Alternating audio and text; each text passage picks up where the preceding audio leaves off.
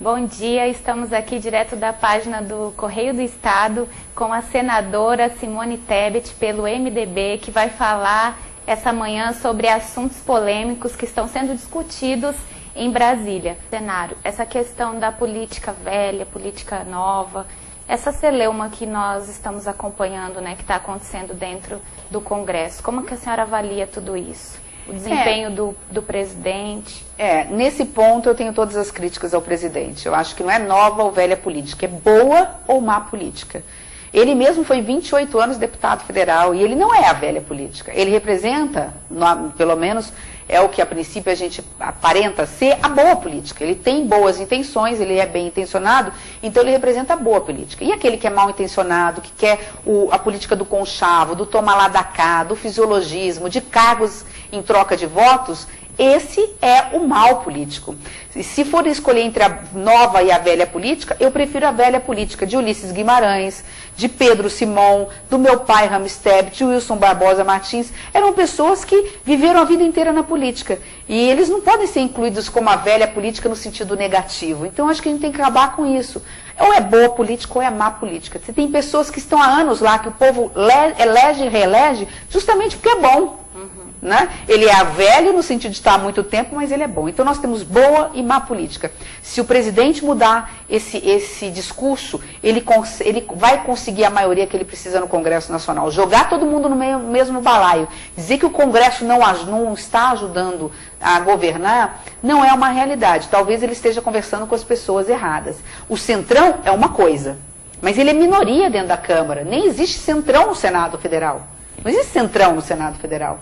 Então ele tem que procurar, talvez ele esteja procurando as pessoas erradas. E lembrando, Isabela, acho que é uma coisa muito importante, isso precisa ser falado muito. A sociedade fez a sua parte. Foi às urnas, renovou em mais de 50% a Câmara, em mais de 70% o Senado, colocou gente nova lá, junto com pessoas experientes. Então está dizendo o quê? O povo votou errado de novo? Ou é o presidente que não está conversando com o novo, com os que estão aí, que estão chegando? Então, acho que a equipe do presidente está pecando nessa interlocução com o Congresso. A hora que ele formar uma base sólida, sem conchavo, sem ministério, sem nada, na base das boas intenções, venham governar comigo na área do meio ambiente, na área da educação, na área da saúde, ele forma a maioria necessária para relevantes para o país. Avalia a manifestação, as manifestações que aconteceram ontem em todo o Brasil, como que a senhora avalia em relação ao governo Bolsonaro? Bom, eu acho que toda manifestação é saudável, desde que seja legítima, desde que não vá inflamar a guerra, a revolução, né, aquilo que é proibido pela Constituição. A sociedade tem que ir para a rua mesmo, se manifestar, que é o termômetro que a gente tem. Essa manifestação, ao meu ver, ela não foi grande nem pequena em número, mas ela é um termômetro para a gente analisar o que a população quer. Me parece que mais do que o apoio ao presidente, nós vimos um apoio a algumas pautas do presidente. Combate à corrupção, muito claro, apoio ao ministro Sérgio Moro, um apoio ao ministro Paulo Guedes, consequentemente a reforma. Então isso sinaliza para a classe política o que a população está pensando. Também ali um pouco de mistura em relação a essa relação entre Congresso e presidente da República. Houve sim uma manifestação contrária ao Congresso Nacional em relação ao Centrão, mas mais do que isso, eu acho que como houve um empate em números, o presidente perde um pouquinho à medida em que acirrou os ânimos na relação entre o Congresso e o governo federal. E o presidente não pode, nesse momento, ele não pode se dar o luxo disso, porque ele precisa, como nós precisamos, aprovar projetos relevantes, como as próprias reformas, né? Projetos que desburocratizam. Hoje tem um dado interessante. Hoje quem produz no campo, na cidade, hoje quem tem uma portinha, uma quitanda, um grande supermercado, um grande estabelecimento, ou quem tem hoje uma grande indústria ou uma pequena, gasta mais com a burocracia, com o contador, com o advogado, com a papelada, com a burocracia que existe no Brasil, do que com os encargos trabalhistas. Não tem sentido isso. E nós temos um projeto que vai vir do governo para colocar 50 medidas de desburocratização que vão gerar, inclusive, emprego, porque vai fazer com que as empresas economizem. E quando elas economizam, elas investem mais, portanto, contratam mais. Para finalizar, senadora, a relação em questão nós queremos falar um pouco sobre a UFN3, aqui em Três Lagoas. A situação caótica, né, que se encontra, e há 5 anos parada. Nós queremos saber a questão da bancada federal. O que a bancada federal pode estar fazendo para mudar esse cenário? Teve a liminar, é só questão judicial mesmo, como que está caminhando e quais são as conversas, né? Parece que essa semana tem uma reunião, o Pedro Chaves estava adiantando que até quarta-feira tem uma reunião. A senhora pode falar? Bom, esse é um grande investimento. Eu estava na prefeitura ainda de Três Lagoas. Na época, o ex-governador André Putinelli me ajudou a comprar a área, porque a Petrobras não podia desapropriar. E o projeto estava em andamento. Veio, infelizmente, uma série de situações adversas. Primeiro, uma crise muito grande. A denúncia da Petrobras, aquele escândalo da Petrobras, o Petrolão. Veio toda essa situação e pegou coisas boas da Petrobras que estava acontecendo, que não tinham nada a ver com corrupção, que era o caso da fábrica de fertilizantes. 90% pronta. Ela vai ser a maior fábrica de fertilizantes nitrogenados da América Latina. Olha a importância para Mato Grosso do Sul. Vai gerar milhares de empregos, vai aumentar a arrecadação do Estado. Então, ela vamos dizer assim, é a cereja do bolo, é aquilo que nós estamos precisando nesse momento de desemprego no Estado. Só que, paralelo ao Petrolão, as denúncias de escândalo em relação ao Alto Sentido e aos escândalos e à crise, o que aconteceu? O governo, a Petrobras paralisou todos os investimentos. Depois de 1 ano e pouco, falaram, vamos desinvestir o que não é ligado ao petróleo, que é o caso da fábrica de fertilizantes. Quando eles resolveram fazer isso e abriram um processo de licitação, ganhou uma empresa que é uma das maiores do mundo, a Arcon, que é russa. Acron, né? Acron, que é russa. E tudo bonitinho. Só que, como em outros estados não foi feito por processo de licitação, houve uma má informação, o Supremo Tribunal Federal mandou parar, o Tribunal de Contas da União mandou investigar e nós ficamos mais de 2 anos tentando convencer o TCU e o ministro Lewandowski que o caso de Três Lagoas é separado, que foi feito tudo direitinho. Agora que eles estão entendendo isso, e agora eles estão vendo de que forma separam a fertilizante de Três Lagoas do resto das fertilizantes e dos investimentos da Petrobras no Brasil, mostrando que o caso de Três Lagoas é diferente.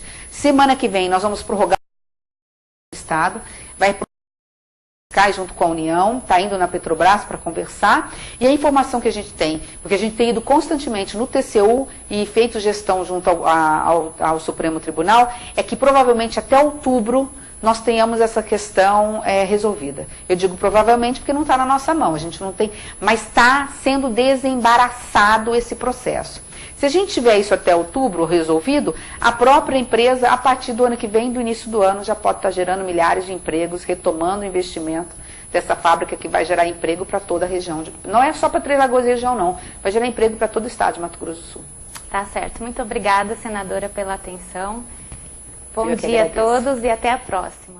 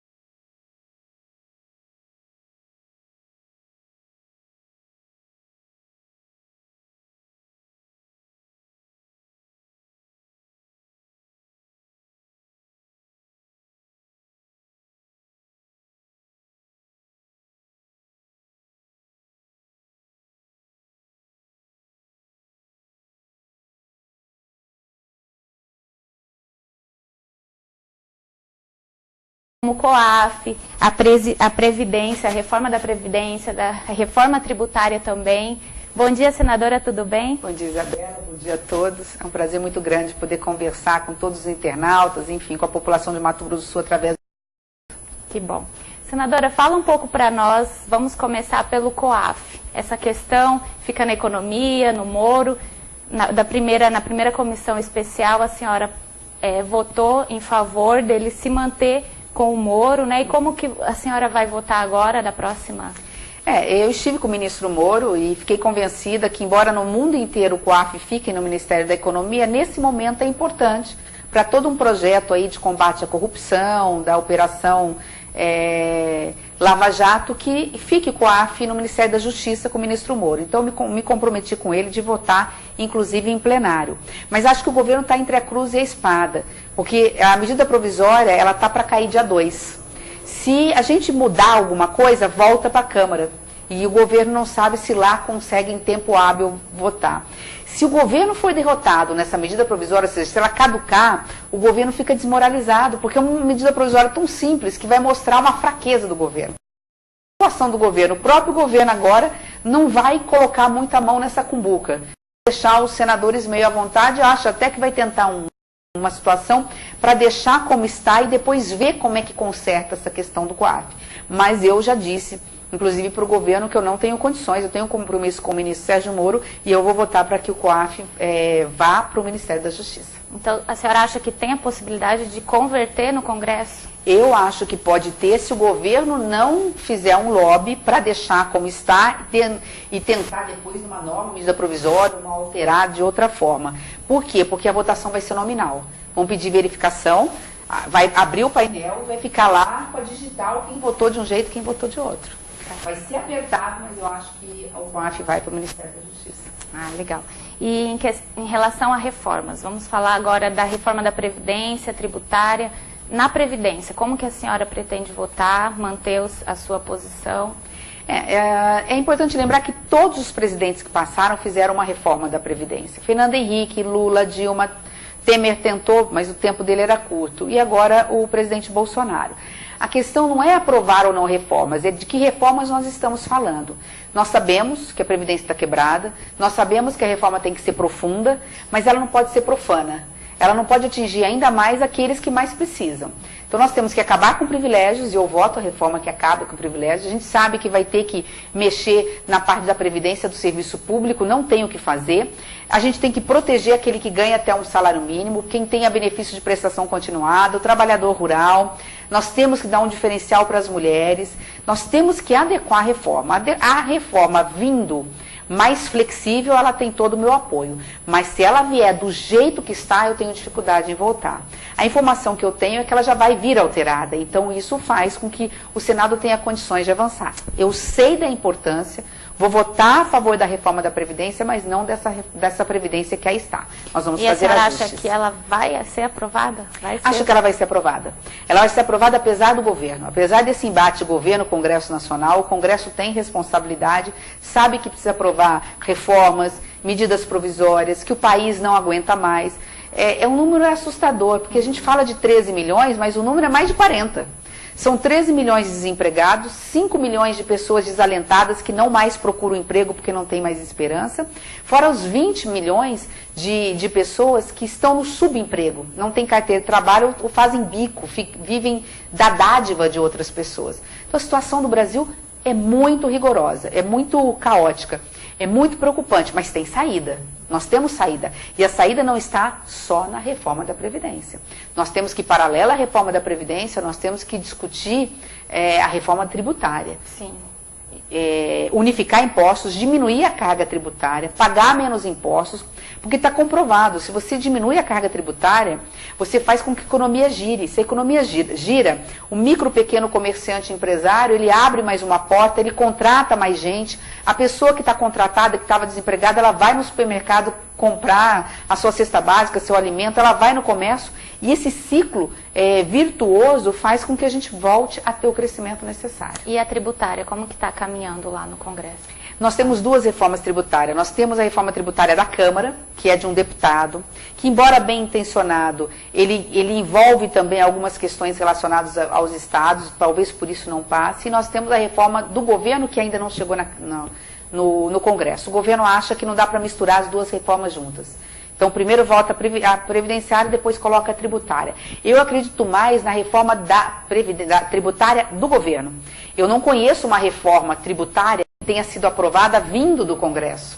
Porque se não tiver o sinal verde do presidente, de essa reforma é certa, essa reforma é possível, essa reforma da economia, essa reforma alavanca a economia, essa reforma vai diminuir a carga tributária de quem produz, do servidor, do trabalhador, se ela não vier com aval, com sinal verde do governo, que é quem tem os dados e os números na mão, dificilmente a reforma, que já precisa de um quórum grande, de muitos senadores e deputados votando, dificilmente ela sai do lugar. Então, acho que nós vamos ter, nesse primeiro semestre, acho não, certeza, o enfoque na reforma da Previdência. Num segundo semestre, o governo vai estar falando da reforma tributária.